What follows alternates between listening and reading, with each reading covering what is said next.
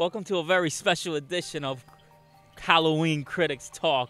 And this episode is inspired by Nauseam. Yeah, man, Nauseam. This is a book that's Newsprint Nightmares is what it's called, and it is written by Michael Gingold. And Mike, he was formerly from Fangoria. Yeah. If you guys aren't familiar with Fangoria, it's a magazine that's based on horror and all kinds of thrillers, chillers, that kind of thing.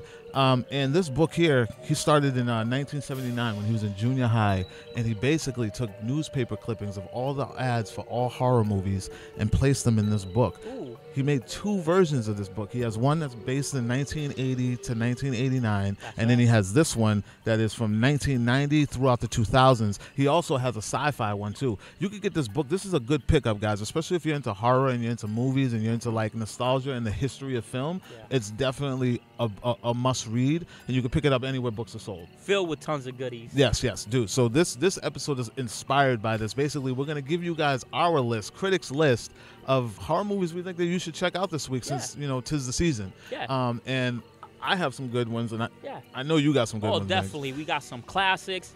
Classics that could be found, some of the promotional material inside of the book. Yeah. And we also got some new school classics, New school classics. Because we love those. New school Because classics? that's who we are. Are there any new classics out Oh, there? bro, yeah, absolutely. I got a few. We got to get into We that. getting into this, Klep. So- Let's start it off strong. Let's go. And, you mind if I go first, Go Klep? first, dude. Have Yo, the honors, man. First of all, I want to thank you guys for joining us today. Because, Halloween is one of my favorite holidays. Mine too. Klep. Mine too. So I'm extremely excited. This is the time of year when I just, turn off the lights and bunker down, watch some Have a crazy, fire. Have a fire. Watch some crazy horror movies. I feel you. And then be freaked out for the rest of the night. I know, I'm a little uncomfortable being out here, but it's all right, bro. We do it for you guys. Listen, I'm one of those people. I set myself up all the time. Like, I remember, I think it was like a year ago, 2 years ago, I was just, the month of October, I was just going in. Anything scary, anything horror that month, I was going in. I'm talking from binging horror shows by myself at home, Ooh. for then going to the theaters, watching the new Halloween. Yeah. All month, I was just doing it to myself. It was nice where I had to sleep on the couch because I just didn't feel right being in He's the like, room. "Yo, I can't go Yeah, over listen, there." man. Yo, single life, man. That's what Jason be at. Yo, mom, there's a monster under the bed type of situation. And- Yo, Klep, let's get into it, We're bro. coming New from classics. Undisclosed location Undisclosed location and near Camp Crystal Lake.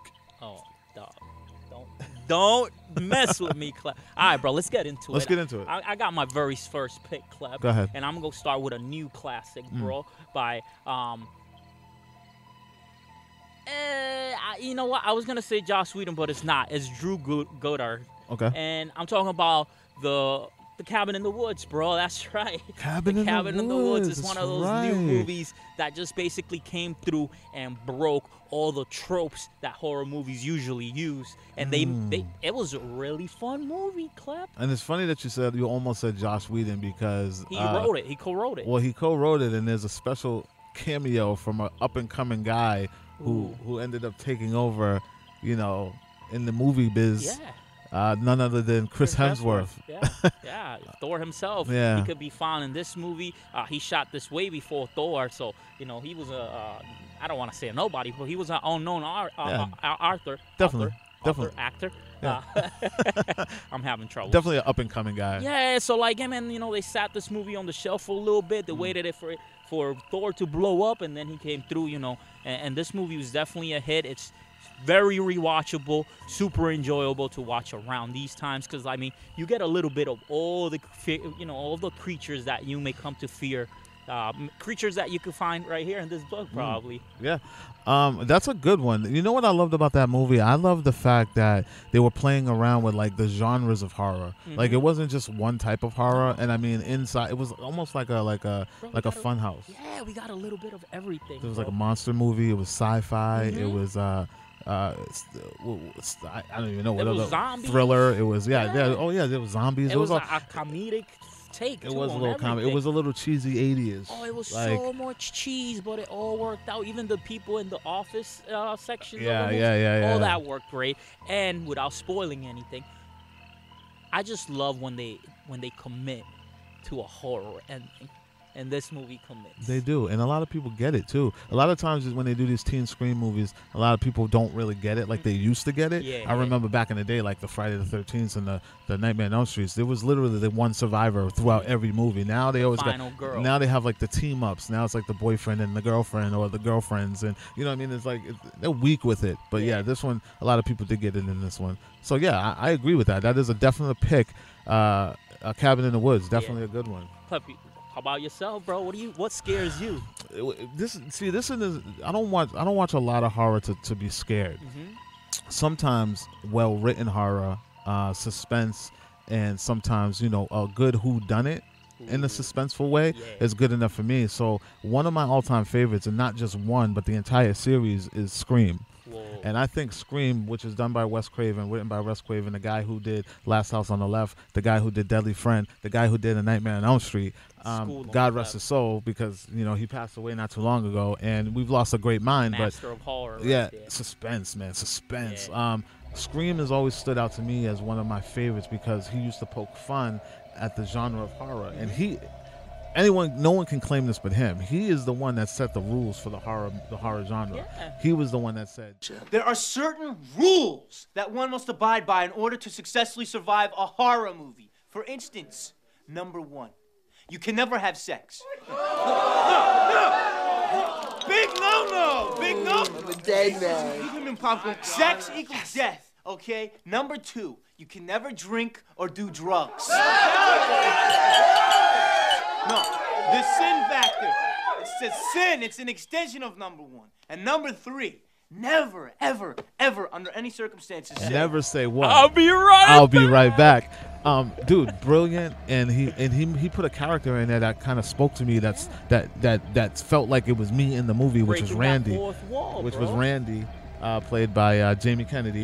Yeah. And he nailed it. Like, he was the geek. He was a quintessential geek that everybody knows, whether it was yourself or someone you know someone who's a movie buff or horror buff like him. You mean us? Yeah, exactly. So I loved the way that he portrayed, and then the sequels and how they happened. Like, the first one was a straight up horror movie, then the sequel was the rules of a horror sequel, which he had to ante up the first one, because that's a rule. You watch any sequel, it always ante ups the second one. More kills, more thrills, more craziness. Crazier kills. Yeah, and then the unexpected killer at the end. Yeah. And then the third one was the trilogy. He broke down the rules. Come back, right? He broke down the rules. Oh yeah, you got to shoot him in the head. You got to go for the head, man. You don't no body shots. You got to go for the head. So many rules. So I love how he made fun of the third one was the trilogy. All bets are off. There's no rules. There's no rules in the trilogy. It could end any way. You will never see it coming. And then years later, he comes with the fourth. No one expected the fourth, and he makes fun of the remake. Yeah. The reboot, but which was a remake within a remake. It's what makes that movie so genius. Thank you. And a lot of people don't like that movie, but that's like one of my absolute favorites of the Scream series. I'm not really a fan of the TV series. Yo, Klep, I just put something together. Did they do the reboot of the reboot before Jay and Silent Bob? They did. and if you guys go and check out our review, the review on wearecritics.com, I mentioned that in the Jay and Bob reboot. Did. I said that Kevin Smith took a page out of Wes Craven's book by doing a reboot within a reboot. That's awesome. And that right there, you guys should check that out. Definitely. Any one of the Screams, but definitely I would call it a binge-a-thon. You need to watch all 4 of those Scream movies this week or on Halloween or something. Whenever you have the time, it's definitely one of my picks. The Scream series, whether 1, 2, 3, or 4. Klep, those are excellent choice, brother. Yeah. And I'm very happy that you went with those, because, yo, bro, I got in a lot of trouble when I went to watch Scream the first time, bro. What? I showed up to my house. I must have been like 13. We went out in a huge group at like 2 a.m. in the morning, bro. The door was open. We knew we was in trouble before we walked in through the door, bro. It was epic. Ghostface was waiting for you. Bro, Mom's was tight, bro. Mom's was tight. Oh, man. Klep, I want to move into, since you picked a whole series of films, yeah, I'm going to have to one-up you, Klep. Okay. Because I got that, Yo, shout out to Hulu, because this entire year, that's right, I said this entire year, every month, they've been releasing a new horror movie themed around one of the major holidays. Yeah, bro. So they did one for Christmas last year. They did one for New Year's. They did one for Mother's Day. They did one. Bro, they went in all year, 12 movies. That's right. You can find them right now streaming on Hulu. Into the Dark film series. There's there's awesome films. I mean, you know, hit and miss, right? Like some of them you're gonna like, some of them you're not gonna like so much. But there's too many of them, right? There's one called The Body. It's about this hitman who's just stuck on Halloween night. He's stuck on Halloween night with a body of a fresh kill, and he's gotta get him from point A to point B just to get paid. Hijinks happens. It's really fun. You should watch it. I must digress. Have you seen the movie Holidays? Holidays, maybe. Yeah, it's a horror anthology film. Yeah. Some of the stories are all written by different. I have watched this. Kevin Smith is actually one of the writers and directors. Watched this, yes. It wasn't the best film. Very weird. Yeah. But same type of concept. I wonder if that. I'm sure that you know these things inspire each other, right? But like these things, like every month, like I said, it tackles a different major holiday. There was a 4th of July one. Oh, nice. I enjoyed Puka, which is the Christmas edition one. Okay. Yeah, it's all like a dark take on A Christmas Carol. Oh, dope. Super inventive, very fun. You should go watch maybe 3, maybe 4, maybe all 12 of them. No, that actually sounds pretty interesting. I thought, because when I saw the holiday one, I thought that was a cool concept to, like, you know, take the genre and just kind of flip it, all the different holidays, and make it some kind of thriller or something. But that's dope. I gotta look into that because I don't know anything about that. If you guys know about that, feel free to let us know what you thought. Tell us in the comments section which one your favorite was. How many? Wait, how many? There's been 12, Klep. It's done. So every year it's a different one? It's every month. Every there's month. a different one. Oh. And they've been releasing it since last year. So all year they do the horror. Yeah. Oh, that's awesome. All year. See, bro. that horror all year. We don't need 1 month. We don't need 1 month. We should have the whole year. The real buffs like us, that's what we do, bro. Yeah, true. We are real buffs. We don't take no breaks. We are buffs.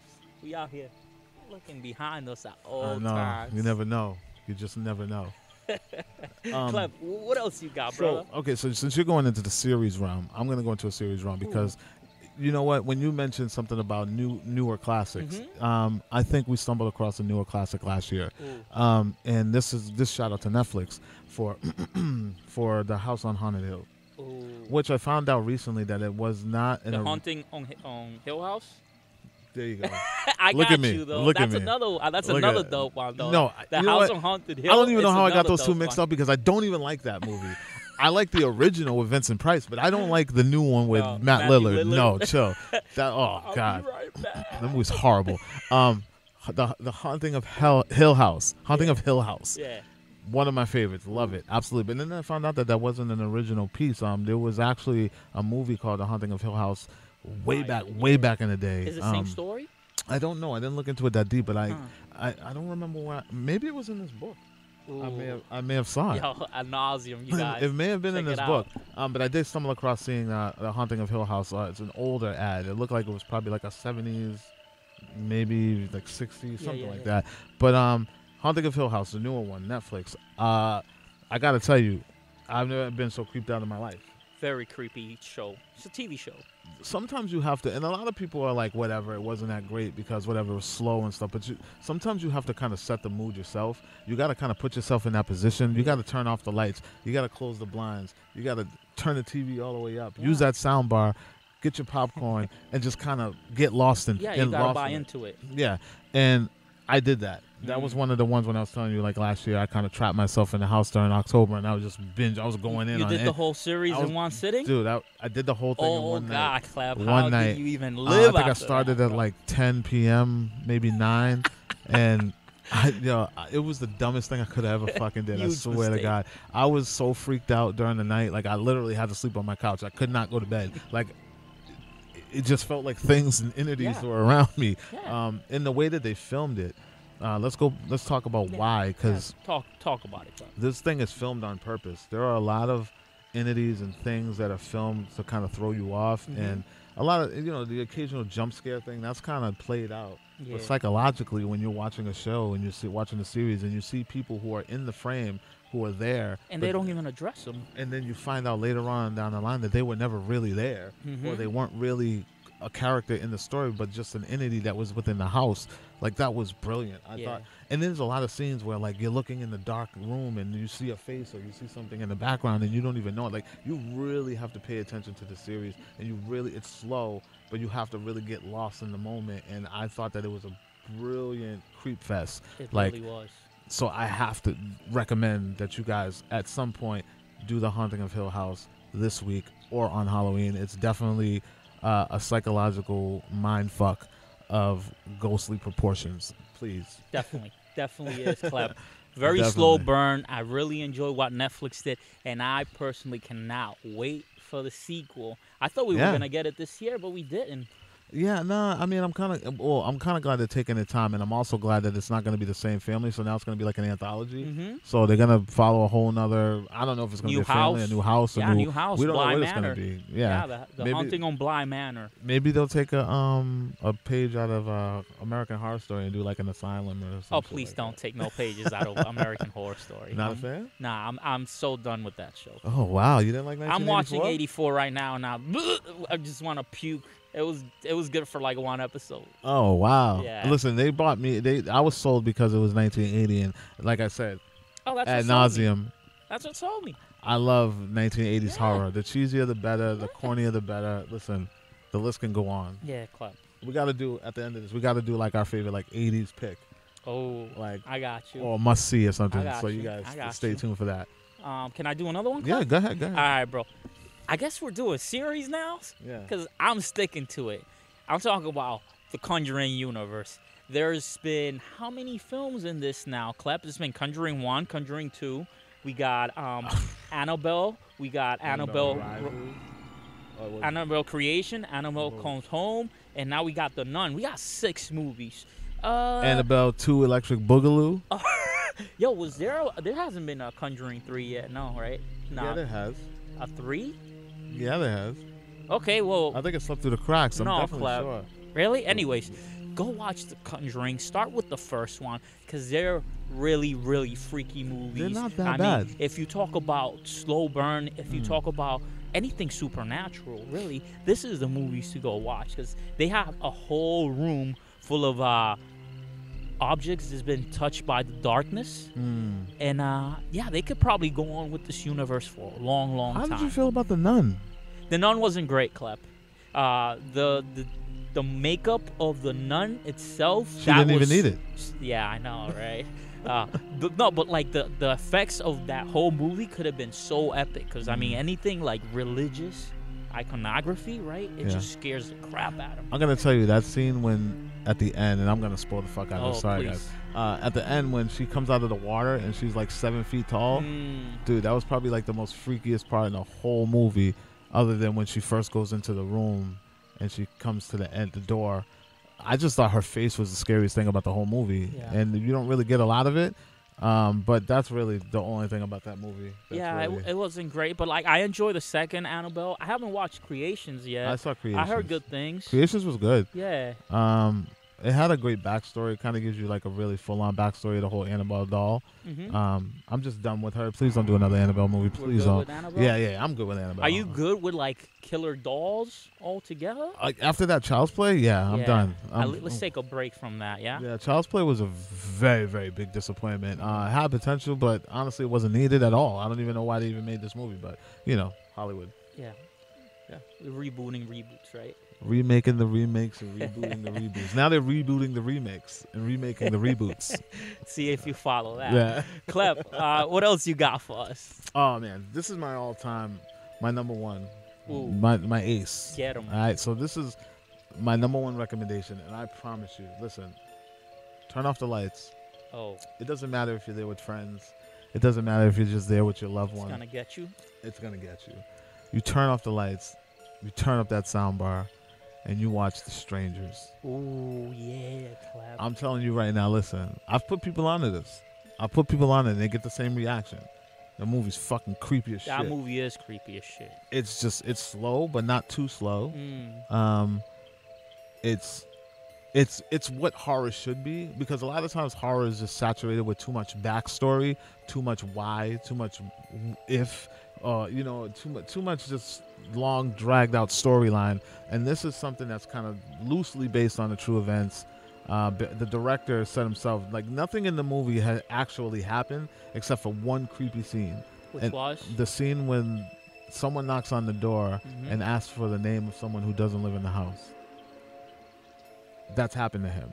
and because of that, it inspired the story. So they say inspired by true events. Now, just take that little bit of information that you have, and just imagine if it happened to you. Someone just comes randomly in the middle of the night, you live in the middle of nowhere. No one would know where you are, and they just knock on the door and ask for someone who does not live where you live, and not only do it once, but do it again. Ooh. After you told them that the first person didn't live there before. And then they come back and just keep on knocking.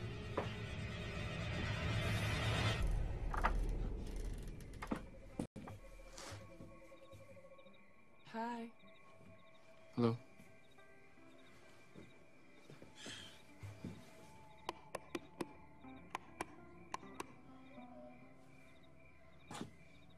Is Tamara here? No. No, you got the wrong house. You sure? Yeah. I'm sorry.